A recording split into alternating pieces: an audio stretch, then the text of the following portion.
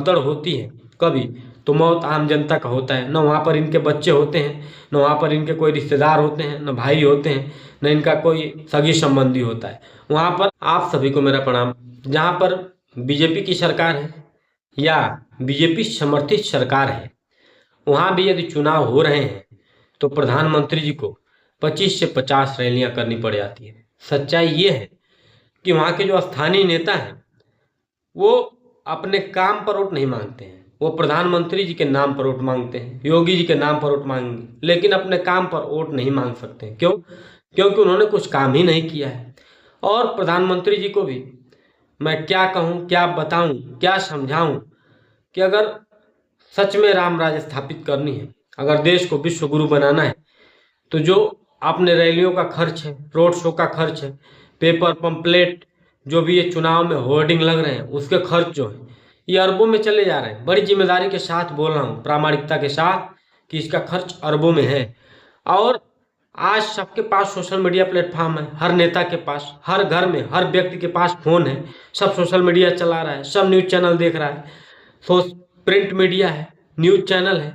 हमारे कितने तौर तरीके हैं कि हम अपनी बातों को सोशल मीडिया के माध्यम से डिजिटल तरीके से रख सकते हैं। आप बोल रहे हैं कि सब कुछ हमने डिजिटलाइजेशन कर दिया है, सब कुछ डिजिटल कर दिया है, तो फिर ये जो चुनाव के खर्चे हैं इससे तो देश बहुत पीछे जा रहा है। क्योंकि आप लोगों की पार्टी का जो चंदा है, जो फंडिंग है, उसका कोई लेखा जोखा है नहीं, और ब्लैक मनी को व्हाइट मनी करना है सब, इसलिए सारा ये खेल चल रहा है। और वो खरबों रुपए बस यही बात कहने के लिए कि हमें वोट करना है। सारा मिला जुला के अंतिम में सार क्या होता है कि हम राम राज्य स्थापित करेंगे इस देश में, हमें वोट दे दीजिए।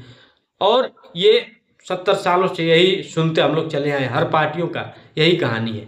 इसलिए जो भी लोग ये रैलियों में, रोड शो में, नेताओं के पीछे, वीवीआईपी के पीछे, माननीयों के पीछे घूम रहे हैं, आप लोगों से हाथ जोड़कर विनती, निवेदन और प्रार्थना कर रहा हूँ कि आप इनकी सुविधा सुरक्षा देख लीजिए। अगर भगदड़ होती है कभी, तो मौत आम जनता का होता है। न वहाँ पर इनके बच्चे होते हैं, न वहाँ पर इनके कोई रिश्तेदार होते हैं, न भाई होते हैं, न इनका कोई सगी संबंधी होता है।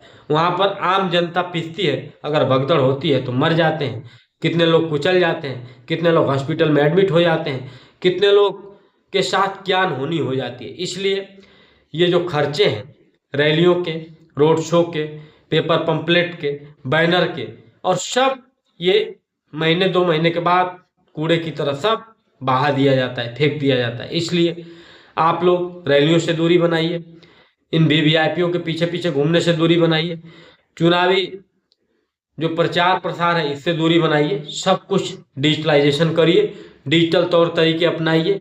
और ये रैली, ये रोड शो, ये अपने जो पेपर के खर्चे हैं, जो पंपलेट, जो बैनर, बड़े बड़े होर्डिंग बन रहे हैं, इसके सारे खर्चे बचाइए सभी पार्टियों से, सभी नेताओं से।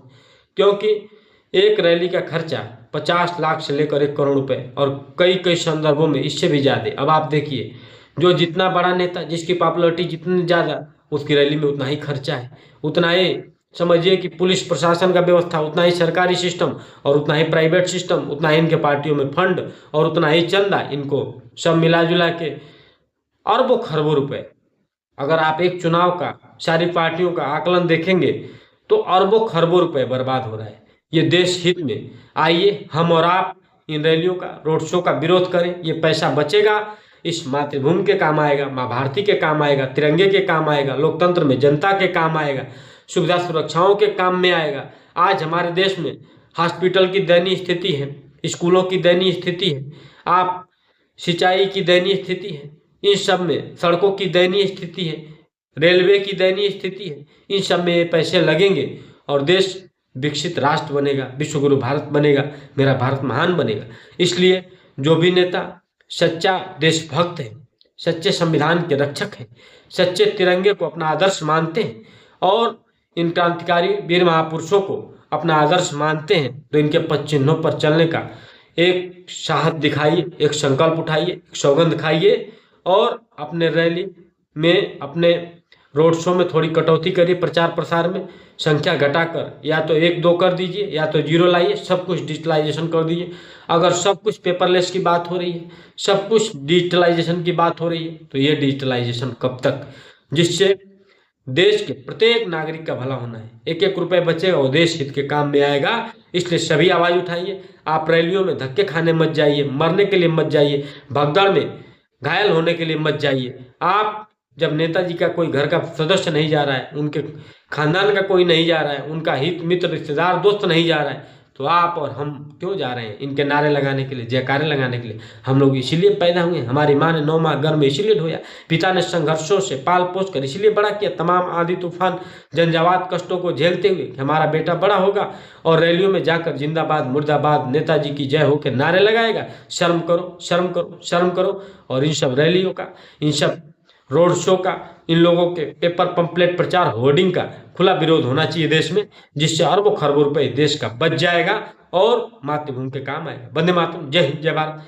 हमारी बातों को अधिक से अधिक शेयर करिए, हमारे चैनल को सब्सक्राइब करिए। जय हिंदुस्तान, जय जय श्री राम।